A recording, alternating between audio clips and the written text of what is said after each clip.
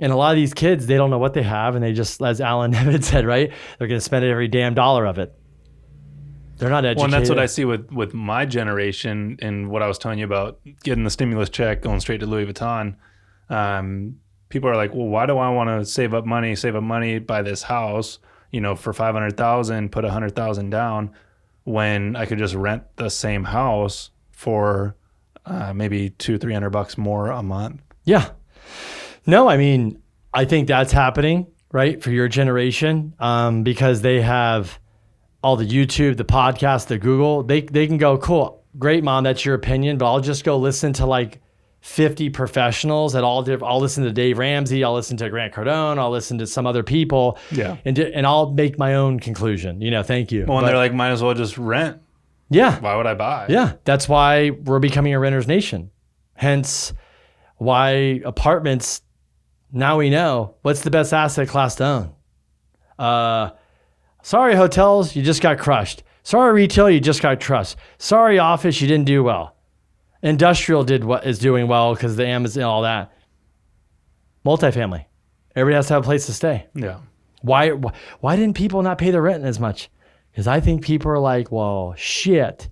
If I don't have a place to stay and it's COVID and I got a family, where else am I going to go? So I won't pay my car or my credit cards or my cell phone or my SDG&E or my Time Warner, but hell, I'm going to pay my rent.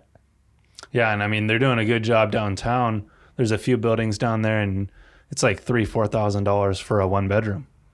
And my generation likes that. They like the updated interiors. I'll pay a little bit more and live a little bit higher class. Why do you think that is? Why your generation, why do you guys? Because people want it now.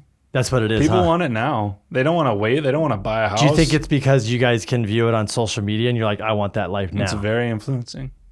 So do you think is your generation, your friends, are they about spending the money or saving it? I mean, it depends. I don't have too many friends, but just the people that I see, I see people who are about spending it and I see people who are about saving it. I like to put myself kind of right in the middle. Yeah. But your generation, normally you're saying what you see on socials, that it's like, let's spend, let's get it. Yeah. Let's party. Even throughout the whole lockdown and everything, I see people out partying and stuff, just living it up. Yeah. I mean, I think your generation's let's rent, let's vacation, let's enjoy life. I don't want to get trapped down. But eventually it's funny. I didn't know those people, but then they meet the girl. Right. And then they're like, I'm married. And then they're like calling me going, I need to buy a house. Why? Well, because we're going to have a kid. And it's, but it's getting pushed off. Yeah. So that's why that's why I said is when you look at statistics and stuff, like the last, 08, 9, 10, a lot of people go back, the housing crashed. But what happened is that kids came out of school, didn't have a job. And they're also like, the kid that came out of school that was usually like, oh, I'm going to get a job and buy a house and get married. The generation's like, yeah, we're not going to do that shit. We're going to wait. And then obviously a lot of housing people say kind of screw up the housing market because they thought like, oh, it would recover faster or sooner or been less because if they would have bought, but they didn't. See, because your guys' generation's like, yeah, maybe I'll buy a house later. It's all about instant gratification now. Right now.